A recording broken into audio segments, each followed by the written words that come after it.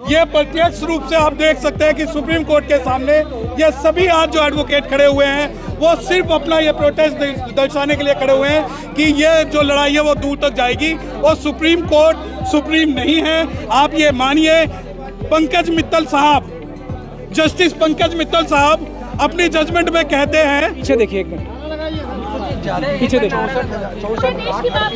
पीछे देखिए ना, ये तो सुप्रीम कोर्ट है। यहाँ जब ये हालत है तो पूरे देश का आप अंदाजा लगा सकते हैं। इससे बड़ा सफल आंदोलन 2018 में 2 अप्रैल को ही हुआ था। CA/NRC का जो आंदोलन था ना, वो भी मुझे लगता है इस आंदोलन के आगे छोटा पड़ जाएगा, ये मैं गारंटी देता हूं। वकील यहाँ देखिए, जितने एडवोकेट से सुप्रीम कोर्ट के हाथ उठाओ, जितने एडवोकेट से आरक्षण समर्थक जिंदाबाद जिंदाबाद। संख्या है। ये जो प्रोटेस्ट जो है ये सुप्रीम कोर्ट के सामने इस वजह से है क्योंकि हम समर्थन करते हैं भारत बंद का। और दूसरी बात, आप पूछते हैं कि क्या decision, supreme court is not supreme in India, only parliament and the constitution of India is supreme and 7 जजेस of the high court can not encroach power of the parliament. दूसरी चीज, आप कहते हैं भारत बंद नहीं है, अगर आज हम यहाँ खड़े हैं तो अपनी सपोर्ट देने के लिए खड़े हुए हैं कि हम भी इस बंद के अंदर हैं और हम इसमें शामिल हैं। आप पूछते हैं कि सुप्रीम कोर्ट, क्या सुप्रीम कोर्ट, मैं आपको एक जजमेंट का एक पार्ट बताता हूँ। पंकज मित्तल साहब ने अपनी जजमेंट के पेज नंबर 40 पे ये कहा है कि वर्ना सिस्टम बहुत अच्छा सिस्टम है, जिसे मैं क्रिटिसाइज करता हूँ क्योंकि जो जजेस हैं उनकी हमें पर्सनल ओपिनियन नहीं चाहिए, हमें उनकी कॉन्स्टिट्यूशनल ओपिनियन चाहिए। We are here to take the constitutional opinion of any जज। वी डोंट थिंक, अगर कोई जज ये बोलता है कि मोरनी जो है मोर के आंसुओं से गर्भवती होती है तो वो इनकम्पिटेंट है। जब solicitor general of India supreme court के अंदर ये बोलते हैं कि सरकार चाहती है सब क्लासिफिकेशन हो, तो सब क्लासिफिकेशन अगर डिसाइड होगा तो पार्लियामेंट के द्वारा डिसाइड होगा, ना कि जजेस के द्वारा डिसाइड होगा।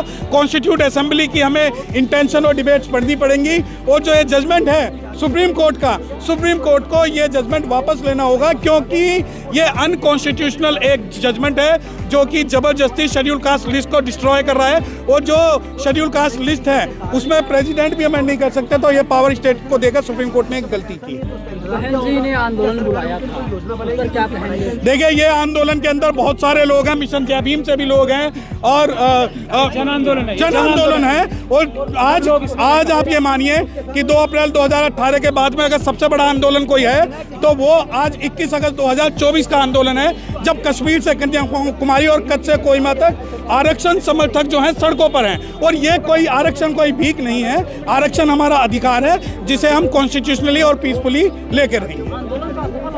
क्यों असफल हो गया? क्या आप ये सोचते हो कि आंदोलन का मतलब आगजनी होता है? आप ये सोचते हो कि आंदोलन का मतलब हिंसा होता है? आज यहाँ सैकड़ों सुप्रीम कोर्ट के जो एडवोकेट हैं वो खड़े हुए हैं, आप इसको असफल कैसे डिक्लेयर कर सकते हैं? आप ये सोचते हैं कि 2 अप्रैल 2018 में जैसे 13 शेड्यूल कास्ट के युवा शहीद हुए, हम लोग भी गोलियां खाएं? आज बाबा साहब के बच्चे जो हैं वो संविधान को मानने वाले हैं, कॉन्स्टिट्यूशनली हम जो है प्रोटेस्ट कर रहे हैं और हम जो ये प्रोटेस्ट है वो पीसफुल और कॉन्स्टिट्यूशनली ही करेंगे। अब आगे आप लोगों की क्या स्ट्रैटेजी रहेगी? क्या सीधी स्ट्रैटेजी है। सबसे पहले तो जितना बैकलॉग है उसको दिया जाए। कई करोड़ नौकरियां, मुझे नहीं लगता समाज का कोई भी व्यक्ति, कोई भी घर ऐसा बचेगा कि अगर ये चोरी की नौकरियां वापस लेने का आंदोलन हमारा सफल होगा तो एक भी घर ऐसा नहीं बचेगा जिसको नौकरी ना हो और अच्छी नौकरी ना हो, क्योंकि अच्छी नौकरियां ही करोड़ों में हैं। पहला काम है हमारा बैकलॉग के लिए संघर्ष करना। दूसरा काम है हमारा SC/ST सब प्लान, जिसके माध्यम से हर एक परिवार को कम से कम 1 करोड़ मिल सकता है शेड्यूल कास्ट और शेड्यूल ट्राइब के, उसके लिए आंदोलन करना। ये 2 आंदोलन है। तीसरा काम है हमारा प्राइवेटाइजेशन जो हुआ है, ये भी तो हकमारी हुई है ना, ये भी तो चोरी हुई है हमारी सीटों की, तो उसके अंदर भी रिजर्वेशन कराने का और ऊपर से लेकर नीचे सब जगह रिजर्वेशन कराने का, ये 3 मुद्दे हमारे हैं। और चौथा मुद्दा हमारा ये है कि देश के जो वाल्मीकि समाज है उसमें कम से कम, अगर सरकार और सुप्रीम कोर्ट के मान्यवर जजेस को, परम आदरणीय जजेस को इतनी चिंता हो रही है वाल्मीकि समाज की, तो कम से कम जो उनका जो आज वो मजबूर हैं उनको 1-1 लाख की नौकरी मिलनी चाहिए सफाई करने की, जो डॉक्टरों से भी ज़्यादा इंपॉर्टेंट काम है।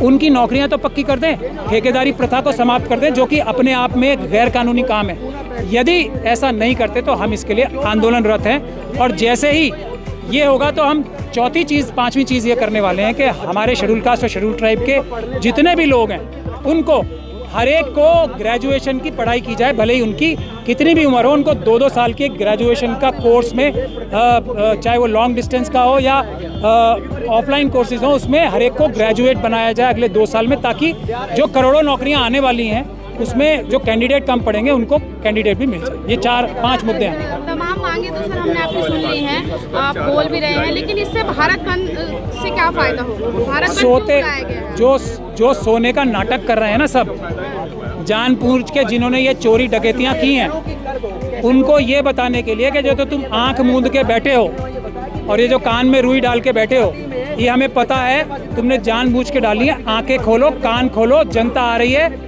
मजबूर मत करो हमें कि हम तुम लोगों को अपने पदों से हटाएं और ईमानदार और शरीफ लोगों को लाएं एक पीसफुल प्रोटेस्ट के जरिए से। ये साफ साफ बात है, देश में ना प्रधानमंत्री ऊपर है, देश की जनता ऊपर है, ना सुप्रीम कोर्ट के चीफ जस्टिस देश की जनता से ऊपर है। हमें मजबूर ना करें इस प्रकार की जजमेंट्स, इस प्रकार के फैसले देके कि हम आपको पीसफुल तरीके से अपने पदों से हटाएं और ईमानदार लोगों को लाएं। हम नहीं चाहते। सर, इसका क्या लगता है, इसका क्या मकसद होगा कि SC ST OBC अब बट जाएंगे आने वाले दिनों में?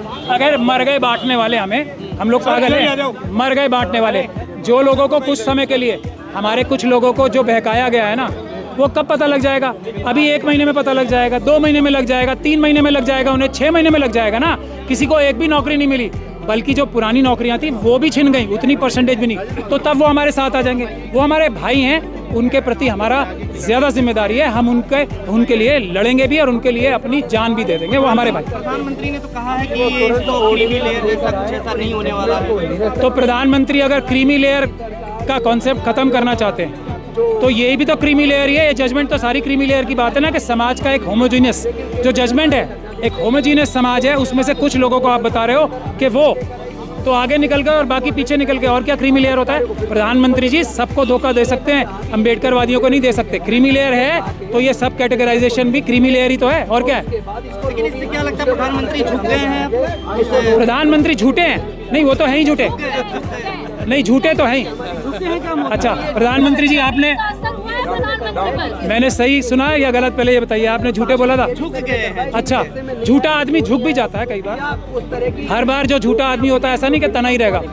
अब झूठे आदमियों के झुकने का टाइम आ गया है, तो प्रधानमंत्री अगर झूठे हैं तो ज़्यादा जल्दी झुकेंगे, और अगर सच्चे होने का उनको कोई एक तरह से कोई उनके अंदर एबरेशन आएगी जो आज तक कभी नहीं आई सच बोलने की, तो तब भी झुकना पड़ेगा। आप आंदोलन कर रहे हैं तो क्या लगता है सारे टीवी चैनल किसी भी ईमानदार चैनल पे चढ़ेगी। ये टेस्ट है। जो हमारी खबर नहीं चला रहा, जो आज देश का सबसे बड़ा आंदोलन इस वक्त है, जो लोग चोर, बेईमान, डकैत और क्रिमिनल्स हैं, उन चैनल्स में नहीं चलेगा।